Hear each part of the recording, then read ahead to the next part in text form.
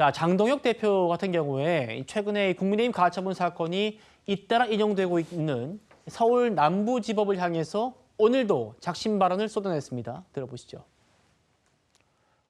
남부지방법원에는 신청 사건을 담당하는 합의부가 2개가 있습니다.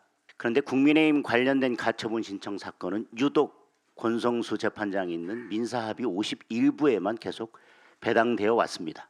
그래서 남부지방법원에 질의를 했습니다.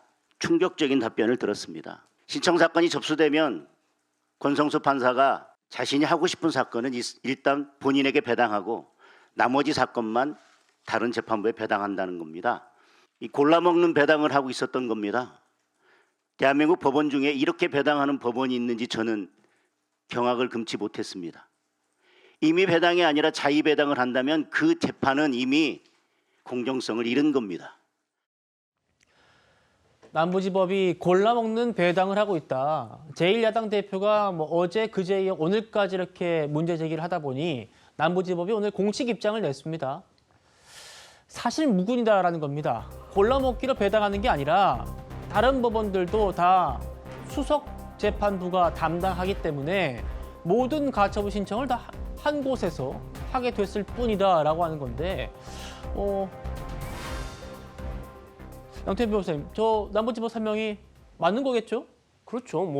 법원이 저런 사실을 가지고 거짓말을 할 이유가 뭐가 있겠습니까? 오히려 이 장동혁 대표께서 이제 3번 연속이나 가처분이 원하지 않는 결과가 나오기 때문에 특히 국민의힘이 절차 위반을 문제로 3번이나 가처분을 해서 패배하게 되는 이런 결과에 대해서 그거에 대한 변명을 저런 식으로 하시는 거에 대해서는 전 참 안타깝다고 생각을 합니다. 다른 것도 아니고 장동혁 대표 본인이 판사를 하셨던 분이고 또 국민의힘이 또 사법부의 권위, 사법부의 결정을 존중해야 한다는 말을 누차 해왔던 정당인데 이제 와서 사법부를 믿을 수 없다, 법원을 믿을 수 없다라고 하는 저런 거는 사실 어떤 국민도 설득이 안 될 겁니다. 예, 정옥 의원님, 어제 장동혁 대표가 권성수 판사가 국민의힘에 와서 중앙당 윤리위원장도 하시고 공관위원장도 하시지 그러냐 이런 얘기도 했었거든요.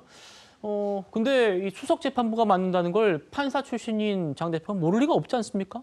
그러게 말입니다. 제가 몰랐다면 그거는 이해가 되는데요. 판사 출신인데 저걸 몰랐다라는 것도 이해가 안 가고, 그 다음에 판사 출신임에도 정치권에 이제 그 발을 담그고 있어서 그런지 표현 자체가 골라먹는 배당이라는 표현도 그렇고, 그 다음에 재판부에 당신이 공관위원장을 하라라는 그 주장도 그렇고 듣는 것도 그렇게 편하지는 않습니다. 사실은 그 재판부에 대해서 자신들의 생각과 다르게 결론이 나오면은 상당히 반발하는 정치권의 행태가 있었고, 그런 행태에 대해서 제가 상권 분립의 원칙 하에서 비판했던 기억이 나는데요. 적어도 지금 국민의힘에서 3명이 가처분 신청을 해서 이것이 인용이 됐다면 당 대표로서 무엇이 문제인지 자기 자신에 대한 반추가 우선이 아닐까. 그리고 오늘날 당이 이 지경이 되는 상황에서 먼저 그 배현진, 김종혁 정치인의 경우에는 그런 윤리만 잘못한 것인가? 또 지금 김영환 지사와 관련해서 절차상의 하자로 지금 가처분이 인용되는데 그러면 이것은 공관위만 잘못한 것인가? 지금 제가 알기로는 그 대상은 당의 대표인 장동혁 대표로 되어 있는 것으로 알고 있습니다. 이런 상황에서 지금 국민의힘이 무엇이 문제인지 내부의 상황에 대한 그런 제대로 된 분석과 해법이 나오지 않고 이런 사건과 관련해서도 재판부를 탓하는 듯한 이것이 과연 유권자들에게는 어떻게 받아들여질 것이며, 그러면 이런 상황이 오기까지 당 지도부는 아무 잘못도 안 했다라는 것인지 오히려 제가 반문하고 싶습니다. 예, 물론 장 대표 측에서는 그래도 좀 다른 재판부에서도 판단받아 보면 또 객관성이 더 입증되지 않겠느냐 이런 말도 나오는 것 같은데 그것도 일리는 있는 얘기 같고요.